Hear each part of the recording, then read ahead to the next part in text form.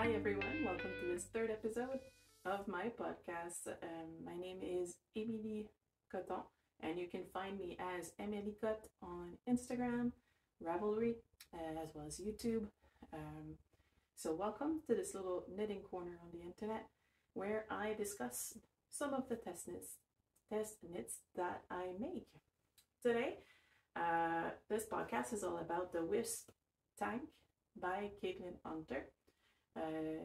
Caitlin, I don't think needs much introduction. She's quite a well-known designer and produces some amazing colorwork sweaters.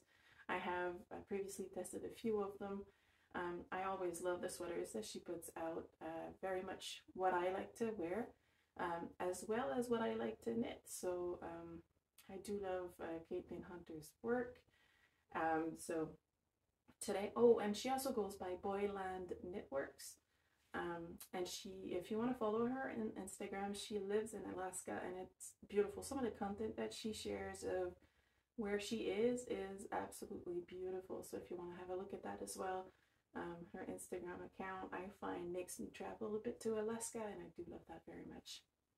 So the Wisp Tank today, I think you can see a little bit there, so I'm going to leave it here for a little while and discuss first the choice of yarn. Let's start with the beginning. The choice of yarn that I used. Many knitters or testers have used different types of yarn for this one. Caitlin herself has used a Surrey yarn, so the tank is fuzzy, and it's, I'm going to guess, a little on the warm side, where some of the testers see spring approaching and want to make a summer version of this tank, and I'm one of those knitters. So instead of going on a more fuzzy, warmer fiber, I've opted for a lighter cotton mixed with wool fiber in order to wear it a bit more during the summertime. So little difference there.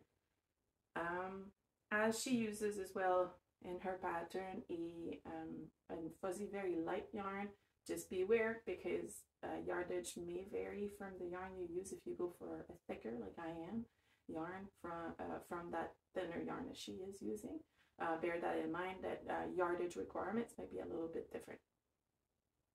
And I'm saying this because it kind of ran out. Not that I calculated before starting, but I'll get to that point. Now, I had leftovers from another sweater that I made, the ranunculus, which is right underneath here. And with this sweater, as you can see, I had a gauge of 14 stitches per 10 centimeters or per 4 inches. Now, a gauge of 14 is too high for what is recommended for the Wisp tank. This is a 16 that is recommended for this tank here. That said, I knew that I could get 14 with 6 millimeters needles. So all I had to do is size down my needle 5.5, and we get a 16 gauge for the tank. So that was easy for me. The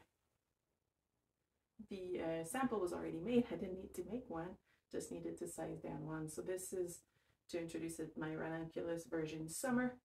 Very, very light, wide and cropped, and I love it very much, and I wear it all the time as well in the summer. I had used the same yarn, so this is, I didn't even introduce the yarn, but this is Coast from Holzgarn. Coast is 50% cotton, 50% wool. It's actually 45-55 of one or the other. I'm going to guess it's 55 wool and 45 cotton. Yeah, so Coast from Holzgarn, available for me very much in different local yarn stores have it. It's very practical, and it's not as expensive as some other yarns as well, which when it's affordable, I tend to knit quite a few things out of more affordable yarns myself. So this is one of them, and it's readily available in little balls of 50 grams. For this tank, I think I will use under 3 balls of 50 grams, so it comes very, very cheap and easy. If you are not sure and starting out making sweaters, this might actually be a great choice to start with. first, you will not be using much yarn at all. You can go for a very affordable yarn option as well. And it knits up very quickly because it is a summer tank, so not as much fabric to make. So there's a lot of different reasons and the techniques used in this sweater that would make this, I'm saying sweater, but this tank, a very great way to start if you haven't started knitting sweaters yet and you want to try it out. This might actually be a really great project for that. So yeah, as for the choice of yarn, you can see it makes for a fabric. It's coast held double. It makes for slightly see-through, but when worn, you don't see anything through. It's light, and thanks to the cotton, it's very airy and breathable. So it's a great option for summer garments.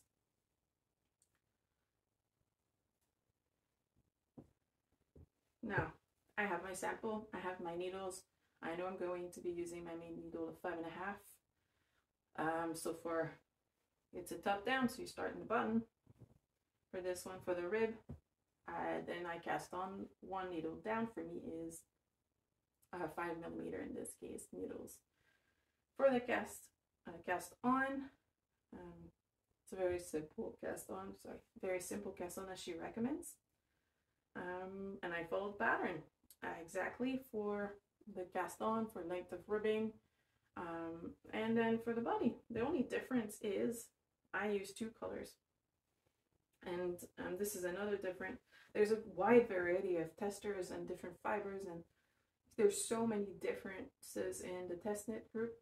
I'm pretty sure you will find that out as the pattern comes out, because it's a blank canvas and it's really easy to adjust. She has it as a crop, but you can very much lengthen it. She has it as a 1 color, but you can just play with whatever stash yarn you have left of many different projects and just mash it together to get that, you know, colorful tank. So there's so many different options, very versatile pattern, and lots of fun can be had with it. I'm not going to talk while I put it on because I don't want the mic to sound muted. Sorry about that. But I think it'll be easier to talk to you about the colors as I wear it because you see it a little better. So yeah, it's designed to be 1 color, but you can have fun, and I did have fun. I introduced the light green, so I started with my dark green, and I introduced the light green. About here, as you can see, there's 1 line where I take 1 strand of the dark and 1 strand of the light, and it gives just a little bit of the light color coming through. And then what I started doing is first line, well, you got my dark color as the main. The first line is marled, and then there's the light green, dark, marled, light, and so on. So I used, that sort of blends the lines in and does a bit of a fade through the different lines, which I really like. So yeah, you can have fun. This is what I opted to do. So 1 marled, 5 dark, 2 marled, 1 clear, 1 light, 4 dark, 2 marled, 3 marled, 2 light, 3 dark, 2 marled, 2 light. So it's really just like alternating my rows in order to get that fade in for the different lines and just have fun with it. And I continued that up until here, where I have my last line of marled, a little bit of dark, and a little bit of light mixed in together in this 1 line. So the fade comes all the way past the sleeve separation. 2 last things that I wanted to point out on this sweater. First, it's knit part end around. As you start bottom up, you have end around up until sleeve separation, and at which point you start going there back and forth and you knit flat. Now careful for all knitters out there. Most of us tend to have a different tension when it comes to our purl stitches than our knit stitches. And when I see a 1 color finished object, if the person has not adjusted their tension, normally you can actually really see that that change in tension from the knitting in the round to the knitting flat. This is something I noticed on my knitting too as I started out, and I've found a way for myself to make it work, and I think that anyone can find a way to make it work for their knitting styles as well. So for me, I'll explain it, and maybe this is something you can try. If you knit flat, look at the rows you knit and the rows you purl and see which one is shorter and which one is a taller stitch, which then means you have a different tension. If your stitch is longer on the knit, that means your tension on the knit style or the knit stitch is less than the purl stitch if the purl stitch is a bit shorter. So if your tension on the knit is less, then you have a larger knit stitch than your purl stitches. And if the tension on your purl stitches is less, then those purl stitches will look longer than the knit stitches. Have a look at your sample, try it out. It doesn't take much, just, you know, one sample knit flat. And have a look at your stitches. What I do to correct it, now for my case, in the two options that I gave, my knit stitches are longer than my purl stitches because I am looser knitter on the knit stitch than I am on the purl stitch. So to correct that, what I do is I use a larger needle to knit my purl stitches and a smaller needle to knit my knit stitches. So I have used a 5mm needle, 5.5mm needle to knit round. And when I got to here, the separation, I kept my 5.5 for my knit stitch because I'm a loose knitter on the knit stitch. So this gives me the same tension throughout here. So it was knits all around and it was the same tension going through the flat part as well. But for my purl stitch, as I have more tension in my purl, what I did is go up a needle size to a 6mm needle. That means on my needle, I use circular needles. That means I have one end, which is a 6mm needle, which is used when I come back with the purl stitch. And I have a 5.5mm on the other side, which I use to knit my knit stitches. And all you need to do really is, when you're going to start knitting flat, as you still have those needles on your, well, I have an example here because I have my held stitches on, they're on holders and needles. So say they're 5.5 on both sides right now. And now as I get to the knit stitches, that means I want to keep this needle here at 5.5 because this is the needle on which the stitches are going to be knit, and this is the needle that is going to give it the right gauge. So I'm going to knit with this one being a 5.5 because it's my knit, and I'm looser on this one. So I'm going to knit, knit, knit, knit, knit, knit, and at the end of it, now remember this is a 5.5. Well, I'm going to switch this needle here to a 6, and when I'm going to come back on my purl, this needle will be a purl. So light green here will be a purl at 6mm. I'm going to purl, and it's going to transfer on my 6mm at a higher tension. So it's going to be closer to the needle, and it's going to correct the tension discrepancy between my knit and my purl because it'll be very much tensioned, but on a larger needle, which will give me the same tension as when I have a shorter or a smaller needle with the knit stitch. So a little bit of a trick if you want to try it out. If you might be the opposite of me, just be careful. Really do a swatch with the same needles on both sides. Look at your rows and see if you have a big discrepancy between your knits and your purl. It might be easier to see the bigger needles you use versus smaller. So if you want to go with a higher needle, say a 6 or 7mm, you might be able to see that effect better than if you knit on shorter needles, and do the test. So in this case, I would have 2 different needles at each end, but because we go knit there and back, you're always using the right needle for the right type of stitches. So it's a very easy trick to adjust your tension, and it makes for a a more cohesive fabric throughout. So this is what I do for that. Now that was thing number one. Thing number two that I wanted to discuss is my yarn. I did say I ran out of yarn. Well, I didn't. At first, I wanted that dark green top, and I had more than enough yarn in the dark green. I have another ball to do it. So no issues there, except I then thought, I really like that green and the mix of the two, and then so I swatched and I really liked it, so I thought I was going to do a more fit with stripes, and it turned out that I never measured if I had enough of the light green to do it. Not a good idea when you start. However, I knew how easily available this yarn is, so I knew I could sort of risk it. But here's another trick for you out there if you don't use that yet. Am I going to have enough yarn? So I knit all the way up to here and then started knitting this front part here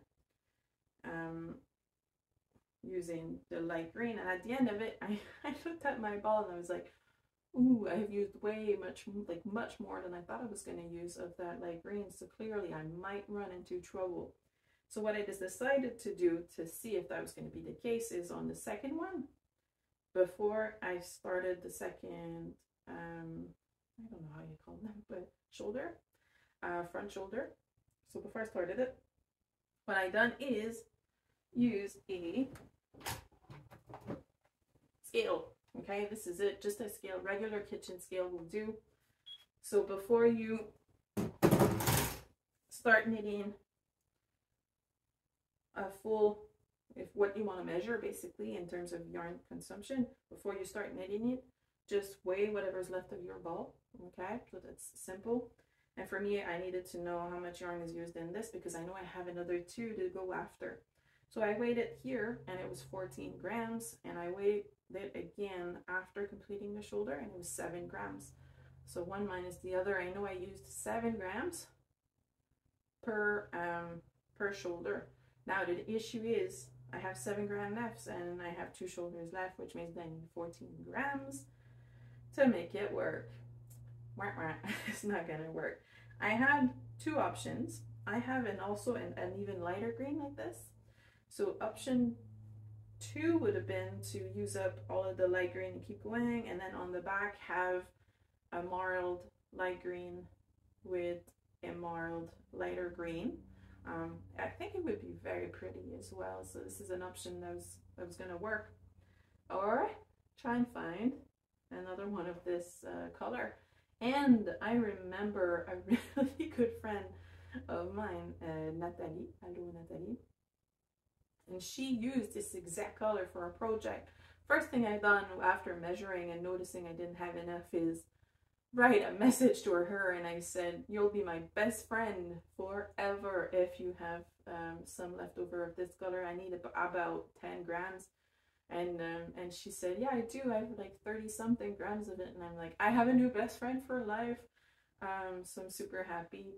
I'll see her probably in the next few weeks and be able to get that yarn and continue to test. So thank you again, Nathalie, for, the yarn. And once I have it, I can continue on because this has been on hold for a week now, waiting to get some of the yarn. Yeah. So this is what I wanted to say for now, and I'll see you again once it's a bit more advanced, and you'll know more about whether it all turned out okay or not, for yarn and stuff. So we'll see a bit later.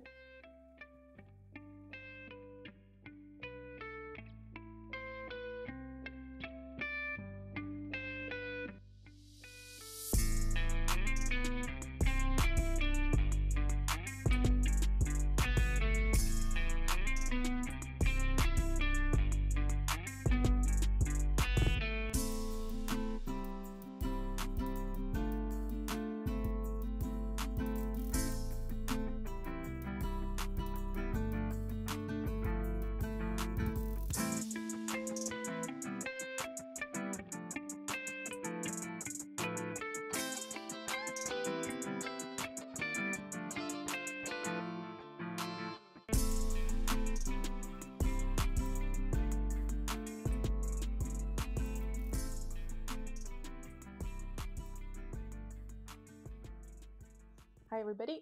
I have just recorded this, but as I recorded the video, my camera kind of shifted down and then I was cropped in the head. So I thought I'd film it again for you guys because it's not really nice to watch a cropped head person talk. So here we go again. This one, this is the Wisp Tank by Caitlin Hunter. Finished. And I'm very happy with it. And I'm not the only one who's happy with it because my sister stole it from me. And that's what happens when you have model pictures taken by your sister. Sometimes they fall in love with the garment and you give it away. So this is going to become my sister's. She really liked it. She modeled it with and without a t-shirt, a bit like Caitlin Hunter, I think, does, with a bit of a dress underneath. It's so pretty. My sister done with a t-shirt, and we also took the t-shirt away, and it's directly skin to skin, this little top. Also, same with me. I'll show you what it's like with me. Keep in mind we've got two different positive E's. When I try it out, when she tries it out, she's normally a size 2, I'm a size 4, and this is a size 4. So you get much more positive E's on my sister than on me. So when you look at the pictures, take that into account. It has a lot more positive E's on my sister. So if that's what you like as a style, add more E's. It was done in a week, not even. If I hadn't ran out of yarn, it would have been done in a week. But yeah, it got a bit prolonged because I ran out of yarn. But like, really, it's so quick to knit, and I very much like this project. How I'm gonna style it, or how I would have styled it, because I give it away, but I would have worn little shorts underneath with my swimsuit, because we have a pool, so I like to have my swimsuit on and then wear that with a bit of like tiny shorts. And then you put this over the swimsuit and hang around the pool, and then whenever it's time to get in, you take it off. So that's kind of how I like to style it. Probably why I like a very cropped length on my summer garment. Yeah, it's very cropped on me, but that's how I like it in the summer, because yeah, you're gonna wear them around the pool. You want it to be cool, not hot, and cute. So I'm very happy with it. And my sister's really happy with it, obviously, because she's taken it from me. But yeah, so I think it makes sense, because I was supposed to knit her this yarn. Was bought for her. It was supposed to become a ranunculus summer version, so a very short ranunculus for my sister, but we ended up making the Rosenlund top by Sari Narlin. I made that top back in June, if you want to have a look on Instagram or Ravelry, but we changed our mind and knit the Rosenlund for her instead. And so I had this yarn sitting in my stash, and when I used it for this project, it's no surprise to me that she would fall in love with this project just because she picked the yarn, right? So it makes sense. She's very happy with it. Yeah, I hope you are too. If the tricks that I shared helped you, please let me know. If you make projects using, or if you make a top like this one, a Wisp Tank, please tag me on Instagram. I want to see it. I want to see your projects too, and how cool is it that everybody's doing like so different. All the tops are so different. So I want to see your version and how you went about it. Tag me. I hope you liked it. And I will see you soon, because I've got another project coming any day now. So very, very soon I should have another podcast coming out. See you soon.